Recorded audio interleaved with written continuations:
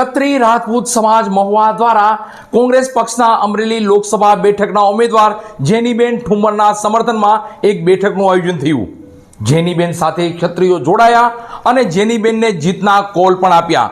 રૂપાલા સામે રોષ વ્યક્ત કરી અને રણશીંગું ફૂંક્યું। આજ રોજ મહુવા તાલુકા ક્ષત્રિય રાજપૂત સમાજ દ્વારા અમરેલી લોકસભા બેઠકના કોંગ્રેસના ઉમેદવાર જેનીબેન ઠુમ્મરના સમર્થનમાં એક બેઠકનું આયોજન કરવામાં આવ્યું હતું। ક્ષત્રિયોએ જેનીબેન ઠુમ્મર સાથે જોડાઈ રૂપાલા સામે રોષ વ્યક્ત કર્યો હતો। આજ રોજ મહુવા શહેરના સૂર્યાબાગ ખાતે મહુવા તાલુકા ક્ષત્રિય રાજપૂત સમાજ દ્વારા અમરેલી લોકસભા બેઠકના કોંગ્રેસ પક્ષના ઉમેદવાર જેનીબેન ઠુમ્મરના સમર્થનમાં એક બેઠકનું આયોજન કરવામાં આવ્યું હતું, જેમાં મોટી સંખ્યામાં મહુવા તાલુકા ભરના ક્ષત્રિય ભાઈઓ તથા બહેનો મોટી સંખ્યામાં ઉપસ્થિત રહ્યા હતા। તો ક્ષત્રિય રાજપૂત સમાજના આગેવાનો પણ ખાસ ઉપસ્થિત રહી જેનીબેનને જીતાડવાના કોલ સાથે ક્ષત્રિયોએ ક્ષાત્ર યુદ્ધની શરૂઆત કરી હતી। તો બેઠકમાં અન્ય સમાજના કોંગ્રેસ પક્ષના આગેવાનો પણ ખાસ ઉપસ્થિત રહ્યા હતા।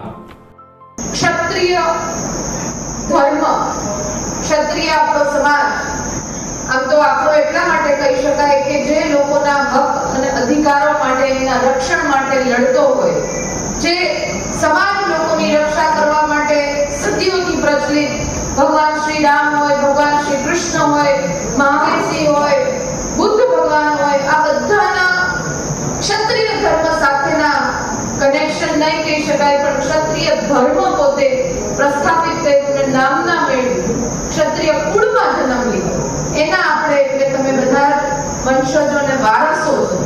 જે 21મી સદીની વાત કરીએ છો, અત્યારે ક્ષત્રિય ધર્મ નિભાવવો, બજાવવો એનો મતલબ તલવારો લઈને લડવા ન જઈ શકાય, કારણ કે યુદ્ધોના જમાના હતા ત્યારે ક્ષત્રિય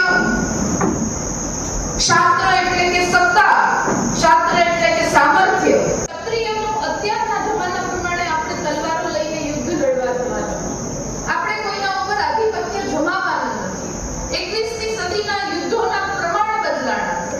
હું રાજકીય વ્યક્તિ તરીકે વાતો કરીશ, અત્યારે ઉમેદવાર તરીકે તમારી વચ્ચે આવીનું જે આંદોલન ચાલી રહ્યું છે, રૂપાલા સાહેબ જે બોલ્યા, આ બધી જ વાતો થાય, પણ તમને બધાને બીજી ઉમેદવાર તરીકે નહીં પણ એક સમાજની દીકરી તરીકે પણ વિનંતી કરવા કે રાજકીય જ્યારે આવા આંદોલન થાય ત્યારે એક પક્ષને આગળ આગેવાનશ્રીએ વાત કરી કે એક પક્ષને ચોક્કસ ફાયદો થતો।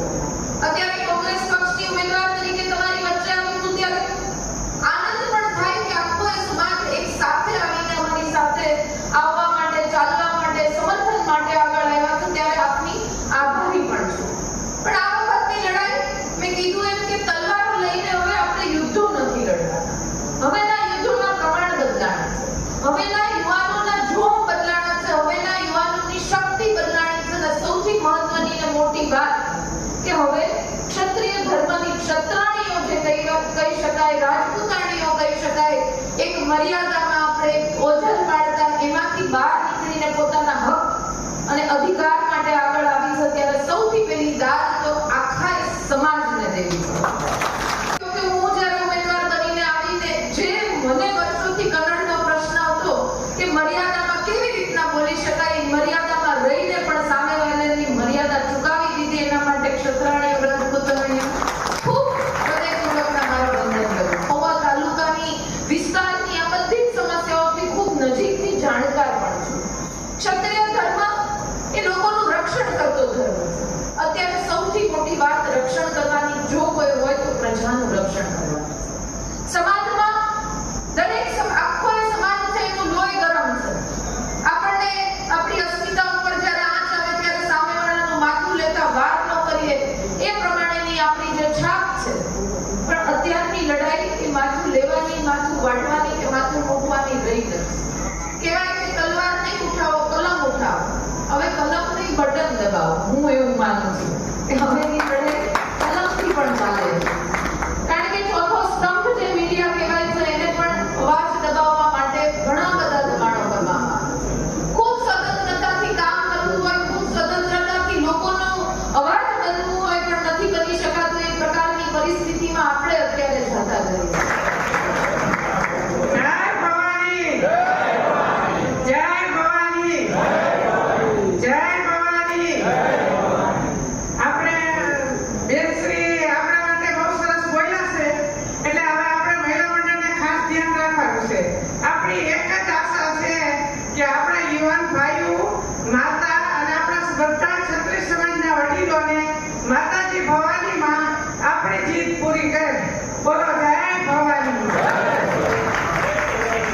રૂપાલાજીના નિવેદનથી જે ક્ષત્રિય સમાજ રોષે ભરાયો છે એમાં કોંગ્રેસને કેટલો ફાયદો થશે, ભારતીય જનતા પાર્ટીને કેટલું નુકસાન થશે, એના કરતાં પણ મહત્ત્વના મુદ્દાઓ એ છે કે દરેક વખતે ચૂંટણીઓ આવે છે ત્યારે એક એક સમાજને ટાર્ગેટ કરવાનું સિસ્ટમેટિક રીતના કાવતરું ચાલી રહ્યું છે કે શું ચાલી રહ્યું છે. પહેલાં તો ભારતીય જનતા પાર્ટીને જવાબો આપવા જોઈએ કે છેલ્લા 15 વર્ષમાં જે વાયદાઓ કર્યા એ વાયદાઓનું પાલન કેટલું કર્યું. જ્યારે ચૂંટણીઓ આવે ત્યારે કોઈ સમાજનું અપમાન થાય, જ્યારે ચૂંટણીઓ આવે ત્યારે દેશના મુદ્દાઓ કે જેના સામે દેશ ઝઝૂમી રહ્યો છે એના મુદ્દાઓની ચર્ચા કરવાના બદલે ક્યાંક આવનારા સમય માટે ભટકાવાના મુદ્દાઓ ઉપર ચર્ચાઓ થાય, ભટકાવા જેવા સ્ટેટમેન્ટ થાય ત્યારે ખૂબ દુઃખ થાય છે. હું આજે અમરેલી જિલ્લાના અમરેલી સંસદીય મતક્ષેત્રના ઉમેદવાર તરીકે, કોંગ્રેસ પાર્ટીના ઉમેદવાર તરીકે મહુવા મારા તાલુકાના પ્રવાસે હતી ત્યારે આજે સમાજનું જે સંમેલન હતું એમાં હાજરી આપવાની તક પણ મળી.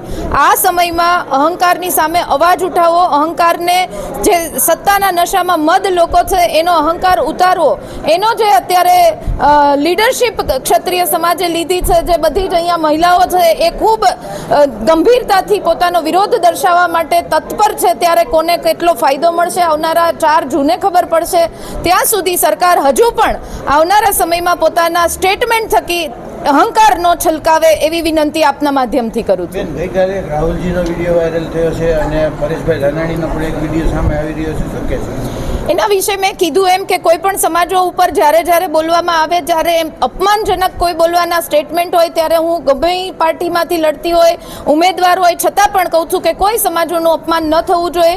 રાહુલ ગાંધીજીએ કોઈ સમાજનું અપમાન કર્યું એવું હું યોગ્ય નથી માનતી, પણ હા એમની કહેવાની જે શૈલી હતી એ ક્યાંક અત્યારે એના ઉપર ટિપ્પણી કરવી અત્યારે હું યોગ્ય નથી સમજતી. પણ અત્યારનો જે છે રૂપાલાજીનો મુદ્દો છે એને ભટકાવાના લીધે રાહુલજીની વાત કરશે, પરેશભાઈની વાત કરશે, મીડિયાના માધ્યમથી જે સમાજોને વહેંચવાના જે અત્યારે કાવતરાઓ ચાલી રહ્યા છે એમાં આ વખતે કોઈ ડગશે નહીં એવો મને સંપૂર્ણ વિશ્વાસ છે. અમારા સંકલન સમિતિના આદેશ મુજબ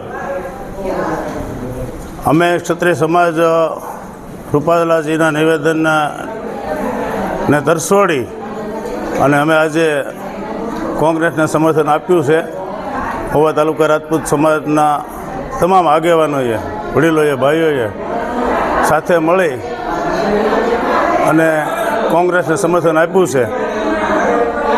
અને અમારી સરકારે કોઈ પ્રકારની માંગ ન સ્વીકારી એટલે અમને અન્યાય થયો છે, એટલે અમે આ પરિણામ આપવાનો નિયમ અનુસાર કરવો પડ્યો છે.